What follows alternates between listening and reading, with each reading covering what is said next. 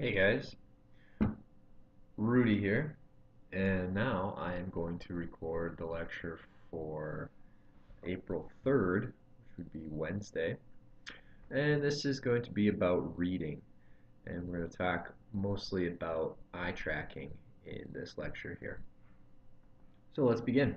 Not going to be too long or anything like that.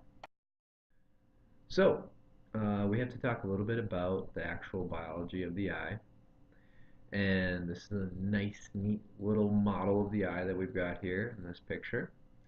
We've got the outside of the eye here. We've got the lens, which is protected by the cornea. This is where light enters the eye, gets refracted and focused in the lens, and it gets projected onto the back of the eye here called the retina. And there's a spot on the retina called the fovea, labeled right here. I really hope you guys can see all these mouse movements I'm doing. They're wonderful additions to my narration here. So in the fovea, you have a large concentration of cone cells. And cone cells detect very fine-grained textures, very minute visual information, high acuity, very sensitive light sensing cells.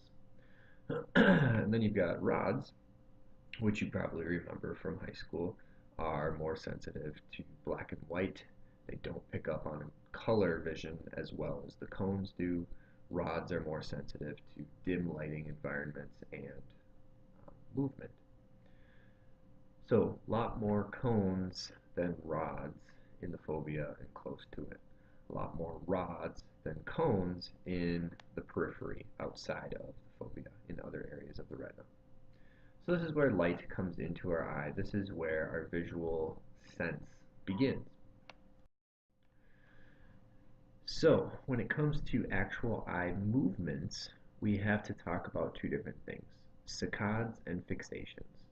So a saccade is it's an eye movement. It's a drastic, very brief, very abrupt eye movement. The fixation occurs when we are not moving our eyes, when we are actually focusing on something in our visual environment. And these are the two basic movements, two basic ideas when it comes to eye movements.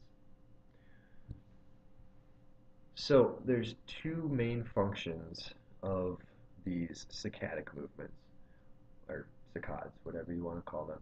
Number one is to fixate on important information in our visual environment. So you can imagine you're reading a book, you're looking at a text full of words, and you're moving your eye, you're making saccadic movements across that page, and you're making sure that you're fixating on the upcoming words that you want to read. Or let's say you're driving and you're making sure that you're paying attention to what's on the road in front of you and not what your passenger might be doing. Another important function that these saccadic movements serve is to keep our eyes fixated on the things that we want them to be fixated on while our heads are moving around or while the actual object itself is moving around.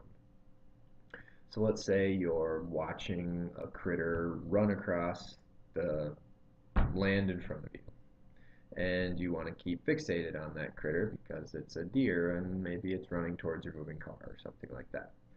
So you can keep yourself fixated on that deer and those saccadic movements while they are in reality jerky and abrupt and sort of leaps across your visual field. It doesn't seem like that. You perceive it as a very smooth, fluid fixation following that moving object. So those are the two reasons that we have saccadic movements, to fixate to important information that shows up in our visual environment, and then to stay fixated despite movements of our own body or movements of the object itself. So, perceptions occur only when we are experiencing a fixation. So visual perceptual processing only occurs when our eyes are standing still. And we'll talk about what happens during saccadic movements in just a sec. But the vast majority of the time, our eyes are fixated. They're not moving. They're focusing on something. They're getting information from something in our visual field. And these fixations are relatively brief. They usually last somewhere in the range of 150 milliseconds all the way up to 600 milliseconds. So 600 milliseconds would be just over half a second. Saccades, saccadic movements, whatever you want to call them, on the other hand, um, we are not processing visual information. We are not getting visual perceptions while our eyes are moving crazily across our visual field. Now, saccades are a lot briefer than fixations. Saccades last anywhere from 10 milliseconds up to 120 milliseconds. So they are a hell of a lot more brief than those fixations that we were just talking about. And again, when we are making saccadic eye movements, we are not consciously aware of the visual perceptions that are occurring in our visual field. Essentially, the visual processing system is suppressed during saccadic movements. And this is done for a very important purpose. Oh, look at that animation. Everyone's impressed with that, right? So here is our three little images. And let's say for some reason we're looking at this goofy looking guy with his magnifying glass. And then for some similarly unknown reason, we want to look at this police officer dude helping people cross the street. So we move our eyes from the left figure here, past the middle figure to the right figure. Now, you can do that on your own, and it probably feels pretty smooth, pretty fluid. You feel your eyes, you feel your fixation moving from this left figure to this right figure in a pretty smooth motion. You're not really paying attention to this middle figure at all. Now, this is what happens because we are suppressing movement during those saccadic movements from the left figure to the right figure. This is sort of an approximation of what it would look like if we did not have the ability to suppress visual processing during saccadic movements. Oh, that's the animation I was looking for.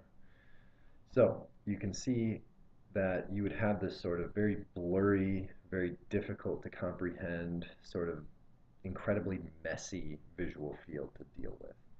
You're not able to suppress all the different little things that would be in your visual field. You're actually processing them. You're visually, consciously aware of them. And it makes things actually very difficult to understand and figure out what the hell's going on. So in general, it's a good thing that our visual processing systems are suppressed during saccades. All right, and so this is just a little bit of information that we've already seen about saccadic eye movements. They happen a lot. They happen about 150,000 times per day. So if you sit and think about it for a minute, this is something that we're doing virtually constantly. If you've ever sat through a lecture, or you've ever driven a car, or taken a walk through the woods, do that and just sort of think about all the different times that your eye moves around your visual field throughout the day. Might give you sort of an impressive sense of how often this happens. Now, we're going to talk about eye movements specifically in regards to reading. This is obviously sort of the building block, the foundation for this wonderful ability that we have to read printed text. And not surprisingly, saccadic eye movements and fixations play an enormously large role in our ability to read. So when we make saccadic eye movements across our visual field, specifically when it comes to printed text, so you've got your printed text here, you've got a couple sentences, you're moving your eye from the left-hand side to the right-hand side, and you perceive that as a smooth, fluid movement across your visual field. And that's how the system is built. Remember, conscious processing is suppressed during those saccadic eye movements. But in reality, if you were to put someone in an eye tracker, or you can even do this if you look at someone's eyes closely while they're reading text, you can see that they're not doing it in a smooth, fluid manner despite what they think. They are doing it in a very jerky, jumpy way across that text. They might be going backwards a little bit. They might be making huge jumps forward. They're jumping over entire words, several words at a time. So the reality is very different from our perceptions. Now, when we are actually fixating on some text, we're taking into account roughly 7 to 12 characters, a character being a printed letter or a printed number, a character. So we're taking into account about 7 to 12 characters.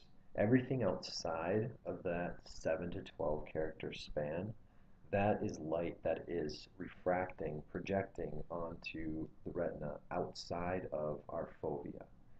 So it's in a lot of ways sort of beyond our perceptual processing ability. We can see it in our periphery. We don't have a whole lot of information about it.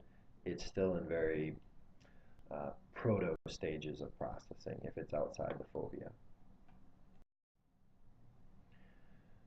Now, saccades play a very important part in reading, not only because they allow us to skip forward in text, but we also use them to skip backwards in text.